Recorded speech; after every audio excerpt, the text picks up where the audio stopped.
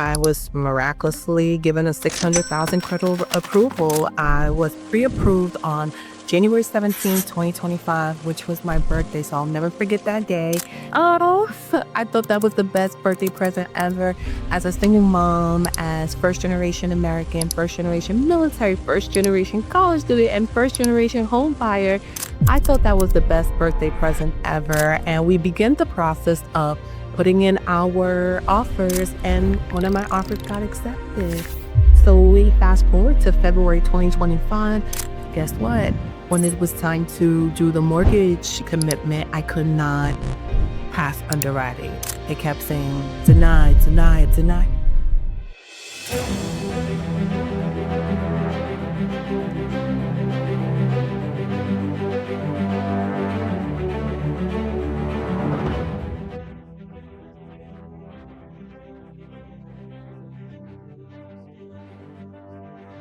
Hello, everyone. Welcome back to another episode of Rebuild and Rise. I am your host, Micah Smith, and today I have a very special guest.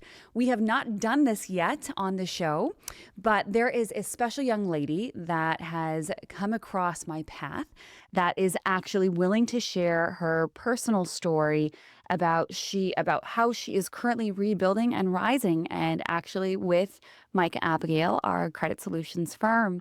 And so she so kindly has opted to share just everything about her story, where she began, where she is now, where she's going. That way you also can learn what it takes to become the person that you're looking to be. So without belaboring it, I am going to introduce our new friend, Isis Richardson. Did I say your last name correct? Absolutely, you did. Thank you for having me. I'm sorry for my background noise. You drove on the ambulance, but thank you so much for having me, Micah. Don't worry, our editors will cut it all out. So Isis, if you could just tell us, I would actually like to hear from you. So if you could tell us what it is that you are doing right now for a living. Absolutely. So right now, I have my master's of social work from Fordham University. I'm currently at a drug treatment facility program serving individuals with substance use disorder in the heart of Brooklyn in vocational rehabilitation. It has really been rewarding, and I enjoy that. Wow. Talk about a servant's heart. I love that. And Isis had come across our path, or my path, my company's path, about, what would you say, about 8 months ago, 7 months ago? Yes. Just about. Okay. And so she was, just like a lot of our customers, she was in the process of buying a home. Now, Isis is also military. Thank you very much for your service. You spent some time in the Army, if I'm not mistaken. Yes. All right. And so I know that, so when you're shopping for a home and you are in the military, you do get some benefits. And so tell us a little bit about your home buying experience and ultimately what led you to us.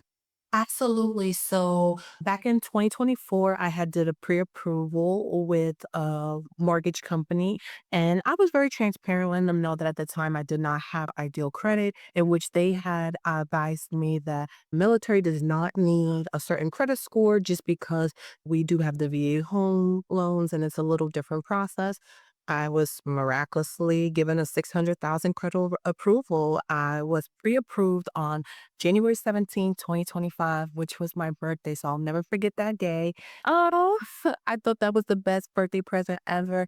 As a single mom, as first-generation American, first-generation military, first-generation college student, and first-generation home buyer, I thought that was the best birthday present ever. And we began the process of putting in our offers, and one of my offers got accepted.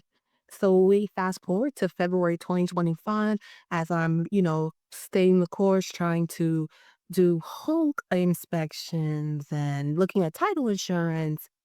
Guess what?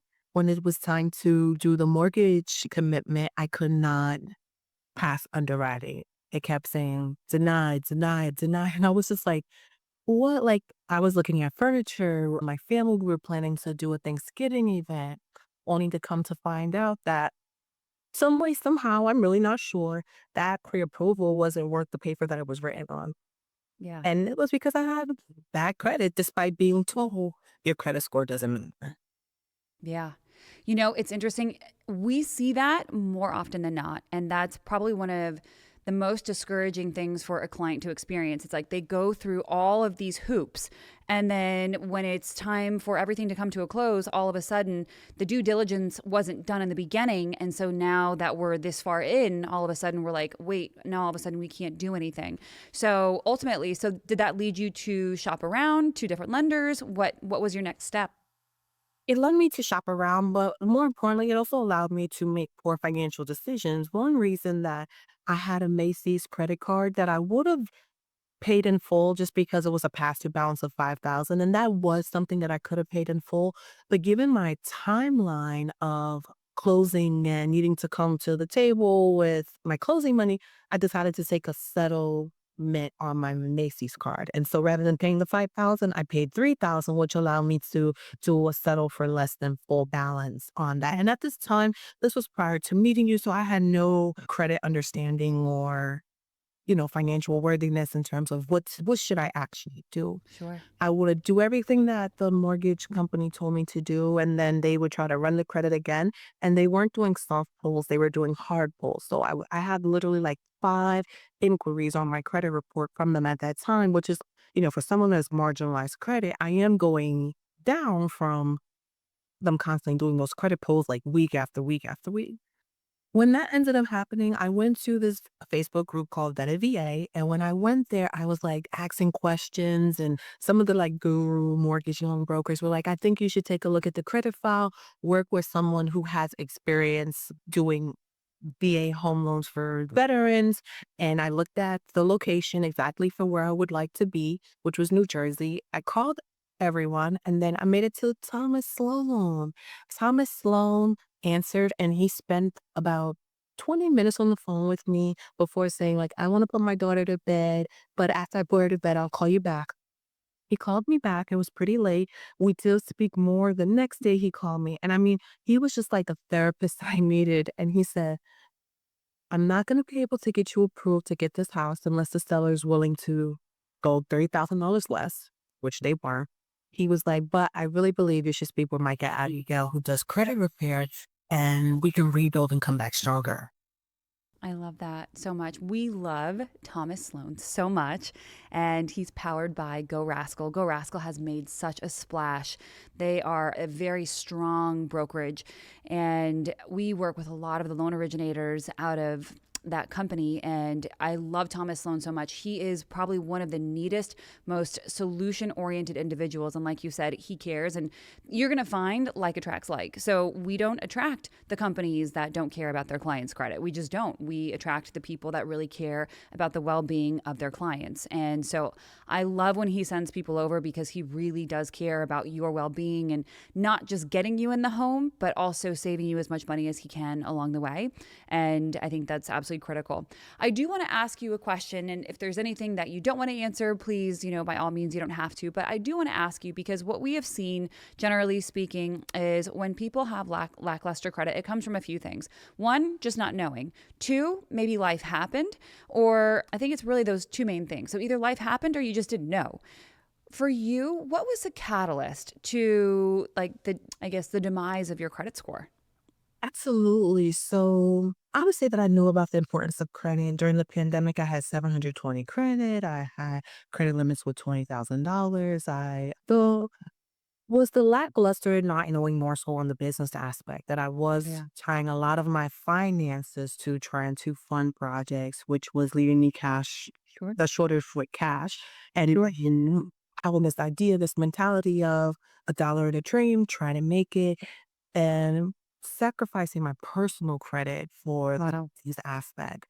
Also, too, sometimes, and I was having this conversation with someone, the people that you're around cannot be as inspiring. So wanting to, for lack of a better term, keep up with the Joneses sometimes. Like, so you're making those aesthetic financial decisions rather than really sacrificing and working hard. Sometimes working hard, you feel like you have to reward yourself with something materialistic or financial, and making those poor decisions.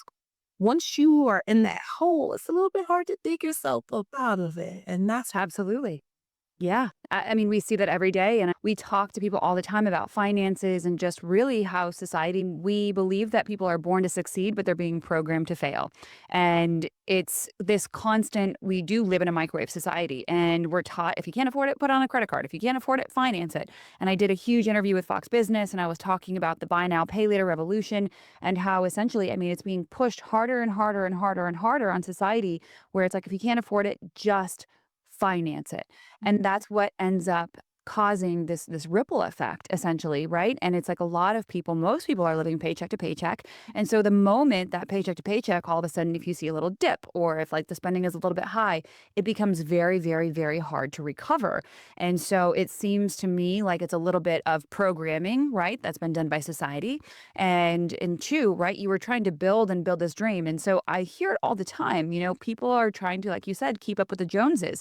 And we are not taught correctly how to build a business. And so people are like, oh, take out all this debt, take out all this debt, hoping to make millions with it. Well, for every one person that successfully takes out all this debt and personally guarantees it, right, there's 100 that fall into a brutal trap where it completely destroys them. So it's like, and there's so many numbers and statistics, and I talk about it with my friends and my mentors all the time. But it's like for every one person that it goes well for, there's like probably 100 to 1,000 that it goes wrong for. And so we tell people it's really better not to chase the shiny object, but it's slow and steady. And so I think that that's the perfect scenario. And unfortunately, I did the exact same thing. I did the exact same thing. And I'm so empathetic with every single person who comes across our path because I'm like, oh, yeah, I've been there. I know what that's like. I know what it's like to chase the thing, to chase the dream and you think you're making investments and you're thinking you're making investments in the wise places, right? But at the end of the day, you just weren't taught properly. Now, so now that you're on the up and up, right? So obviously you came to our program. We're making consistent strides every single month in the betterment of your credit. Just for everybody to know and to hear, can you tell everyone a little bit about your experience with our firm? Absolutely. So when you sign up, backtrack. I tried to repair my credit in fall of 2024 with this previous business. And their method of repairing a credit was not that there was like this monthly payment, but you would make like a one-time payment of, let's say, like $600, and they would try to maintain the credit. She was able to get items deleted, but to my surprise, the way that she did it was that she disputed the items as being like, I guess, identity theft. So the items came off in 30 days because she had like this rat-based delegation method that she concocted. And then all those items came off my credit and then went immediately back on. So it had impacted my credit even worse. So I was a little skeptical about trying credit repair again, but still, because of the way that Thomas was so empathetic, understanding, explained to me things that my mortgage loan company the first time didn't. I became trusting with him. So the first time I signed up, you're hoping that you could be the one in a million that gets things off within the next 30 days. It didn't happen. I remember emailing my account manager, Gloria, and saying to her, like, it's been 5 months. I haven't seen anything come off. And if it doesn't come off, something come off, I'm not going to move forward again in the following month. And she didn't have an attitude. She was very kind. She was very understanding. And she said, I really want you to understand that credit is a process. It's not going to happen overnight. You didn't want it overnight. And this is going to take time. Results can vary. I was like, yeah, yeah, okay, I hear you. Like I said, it's something to come off next month. I'm not gonna afford. Like this is just my mentality because of that microwavable society we live in with instant gratification. Yeah. I kid you not. I was gonna still keep going forward, but it just was a frustration process. Sure. That month was when the repossession that I had from a prior car came off. And I was just like, if repossession could come off, I'm Yeah. gonna definitely write a review, and I wanted others to know because a repo is extremely hard to come off. And even when that girl did that crazy identity theft thing, the repossession never came off. And it showed how consistency, stability, and what I really liked was there was never, when I onboarded, an overpromise. When I said, well, how long do you think this could take? He had already told me, your credit may take a year. Ideally, hopefully, maybe 7 to 9 months, you'll start to see progress. And literally at that time was when I started to see progress. So for me, After that, items just started falling off, items started falling off, and my credit really started going up. I had to do the work of being a lot more financially responsible, not overspending, to really keep my credit that I do have at that 1 to 3% utilization. But around exactly like when he said those 7 months, those items started falling off. That's absolutely amazing. And I love so much. You know what I love so much about your story is that you stuck with it. And that is such, I have a thousand things that are going through my mind right now. But when I love that you're sticking with it, it's you seem to have this resilience factor about you. And you're just like, I want to find a solution. I want to find a solution. I want to find a solution. And knowing a little bit about your background, right? Your schooling, like, right? Like, when we were talking earlier, you were like, "Oh, I was going to school and then I had to stop and then you went back and then you finished and then you went into that's really hard. Military is really hard. Finishing school is really hard and building a business is really hard, but you are super resilient. And I think it says a lot about your character and who you are because let's face it, we're human beings. Like we make mistakes. And so I do want to ask you something because one of the biggest things that I hear from people, and I just want you to be a voice of encouragement for somebody else. What would you tell the person who is very embarrassed about being vocal that their credit score is not where they want it to be? So they're not calling the professional. What would you tell that person? Absolutely. So I think in a lot, and with me being a social worker, one of the things that we talk about is how stigma prevents people from getting help. And we see that across all demographics of individuals, regardless of your race, your gender, your age, socioeconomic status. People feel as though that the person in front of them may be judging them. And I would encourage people not to do that because you're only hurting yourself. I got started last year. It took about a year, right? So January, we're coming up on January, and I'm finally just getting to the point where I'm gonna have 670 or higher credit across all boards. So imagine had I delayed my process because I was just afraid of seeking help, getting help. I know that it is easier for some people to get help, like you're in the helping profession, so you understand that help is available. One of the hardest things I think is when I speak to people is trying to explain to them that even though they didn't make those mistakes on their credit, there's still a legal process that can help them. I think they automatically think that this is not legit or like it's supposed to be on my credit for 7 years. You mean to tell me you can dispute it and get it off sooner? So there's a lot of education that still needs to go into making sure people understand. But if you need help, seek it because help is available and it's only going to better you. Emotionally, I feel a lot better. I feel like a lot of weight is lifted off of me. I feel like I don't want to go through this process again. So you're learning, you're growing as a person. And it's just extremely transformative. And I think that if everyone was to start now, their future self would be very appreciative. Amen. I love that. I say all the time, do something today that your future self will thank you for. So, as you're on the up and up, I would love to hear from you. So, we talked about some things that you are aspiring to accomplish business wise.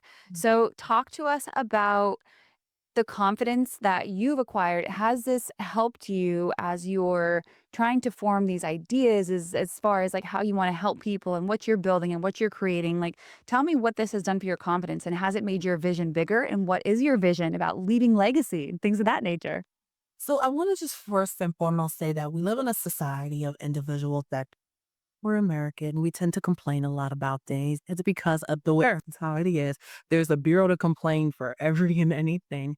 And we tend to do that a lot. And we tend not to use those same services to give people their flowers. So I just wanted to publicly give you your flowers and say thank you for your pain and passion. Create something that helps other people get through their pain to get to their passion.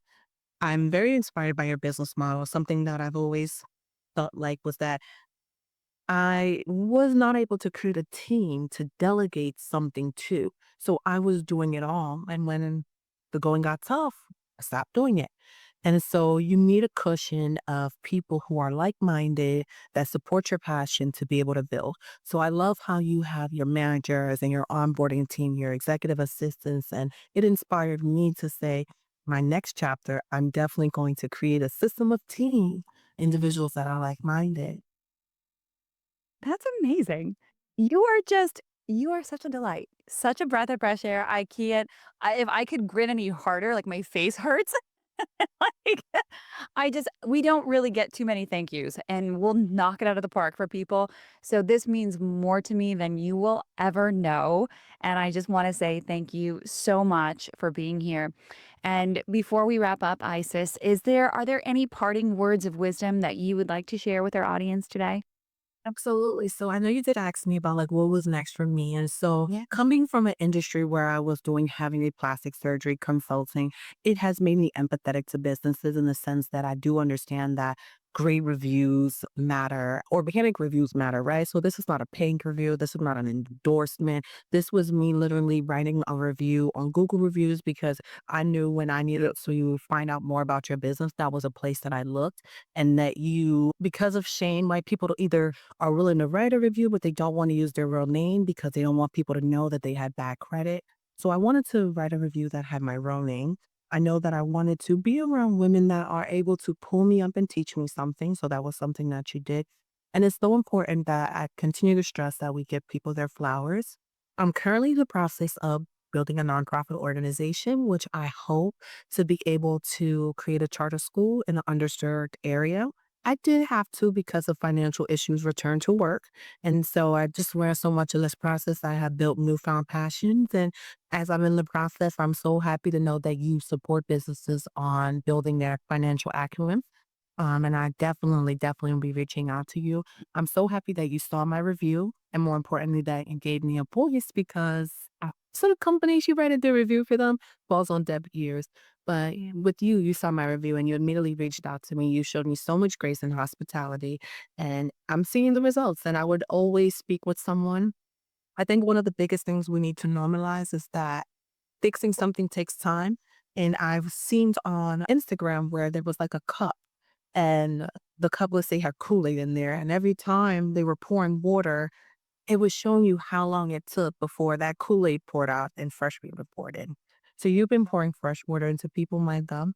I know that you're a spiritual woman. I'm getting really emotional because I know what you do to help people, and it's not always easy. And people who help people don't always get their flowers. And so stay the course, stay steadfast, continue to help people. And I pray that your business grows and that more people come forward to say about what you're doing. I signed my sister up. That was her birthday present. I used to do like the purse gift from her and send her to the spa. And I'm just like, it's time that we really buckle up. We're in our 30s and we get financially well. So thank you so much. Well, thanks for making me cry. Good thing everything's waterproof. I know. I don't even know what to say except for thank you. And it's people like you that make my world go round. And I'm so honored and so grateful to know you. And thank you for sharing your story. And thank you for trusting us to help you with your journey because this is a lot, to embark on. And I know it takes a lot of trust, when you're coming to someone and you're like, I need help with my finances because it's your livelihood. And I don't take that lightly. And I just want you to know I value you. I honor you. And I just thank you so much for being here today. It really was such a blessing to see you face to face. This is a very rare interaction for me. And it's something I will remember until the day I die. Thank you. But I'm so happy that it's just like everything in life happens for a reason. Like I went to the group, I met Thomas. Thomas then introduced me to you. I was able to introduce my sister. And it's really this telephone game of the snowball effect. When you do great work, people will tell people about you. And that supersedes any type of ad or anything because this is like real people in real lives. When I get my house, I'm definitely going to show you pictures. I'm going to like, tag you. Hopefully you need it in visit. I'll be in New Jersey. And it's a success story. And I just really hope that other people sign up. For 100, at the time I signed up, it was like $10 a day when you break it down. Like you spend that on processed foods, unnecessary things that you need, and you could really build. I mean, I'm starting to eat better, I think better. And I just really see how when you're in a financial mishap, everything in your life is out of whack. You start eating poorly, you can't think properly, you're a little bit more angry. I am so peaceful. Like it was really to the point where I was like, certain things I just don't even want to do anymore because I'm going in a different direction. Wow. And thank you so much for being a part of that. Wow. Truly, truly an honor. And we are going to stay in touch. You let us know when you get that house. And yes, tag us. We'll share it everywhere. We're super excited to be a part of this journey. We're so honored. So thank you again, Isis, for being here. I really appreciate it. And so to all of our listeners and to all of our viewers, Isis Richardson, how can people find you, by the way? What's the best way for people to find you? So I am still blogging about plastic surgery. I'm just not at the moment consulting as I'm making some shifts in my life. It's a little bit hard to want to start a nonprofit, work with children ages 5, 5th through 8th grade, and also be actively promoting body enhancements. However, my blog, Surgery 411, is still there. I'm actually going to share this because a lot of my followers were women who had marginalized credit, weren't able to get approved for financing, taking their income taxes to try to have body modifications, but couldn't really afford the lifestyles. And I've done it. We've all been there. So my blog is Surgery 411 Official. Like I said, we're not doing consultations at this time. However, we're still educating people about the mishaps that happen as a result of cosmetic enhancements. Wow. Wow. Amazing. Well, thank you so much again for today. And again, to all of our viewers and our listeners, thank you so much for tuning in today. If today you were inspired, or you feel like this is something that somebody else will be inspired by, to hear, to listen to, please share this, but please do like and subscribe. And we are so grateful to have had you tune in today. Thank you again, Isis. And that is a wrap, everyone. God bless. Bye-bye.